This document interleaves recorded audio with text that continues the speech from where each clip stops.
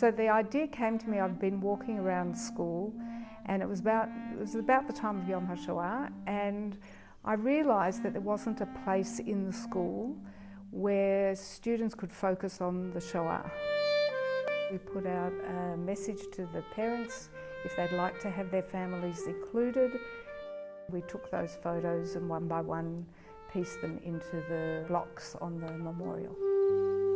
Students that are impacted by the Holocaust would be approximately 50%, 60% of the students, I would think, at the moment. Symbolism of the candles represent the 6 million Jews who were murdered.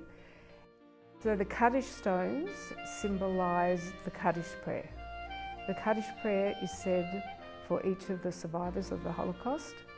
We also put in there barbed wire and mezuzahs, all the homes that were decimated during the Holocaust.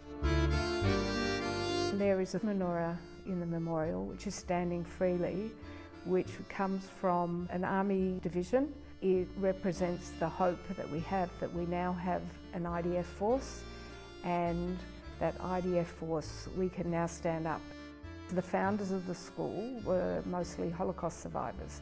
They valued education immensely, and they saw that education was the way to beat anti-Semitism. A lot of the ethos of the school is built on that thought, and it's our responsibility to educate the kids so they know how to stand up against the bullies and against anti-Semitism.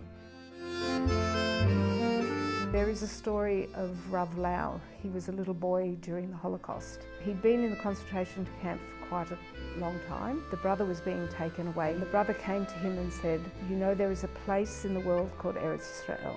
And he said, "Repeat after me, Eretz Yisrael." And there's a beautiful picture of him holding a flag arriving in Israel. He made it to Eretz Yisrael and went on to become the chief rabbi in Israel. And I just thought that's such a symbol of hope that it had to be included on this memorial. Each Jew is part of the chain in the history of the Jewish people.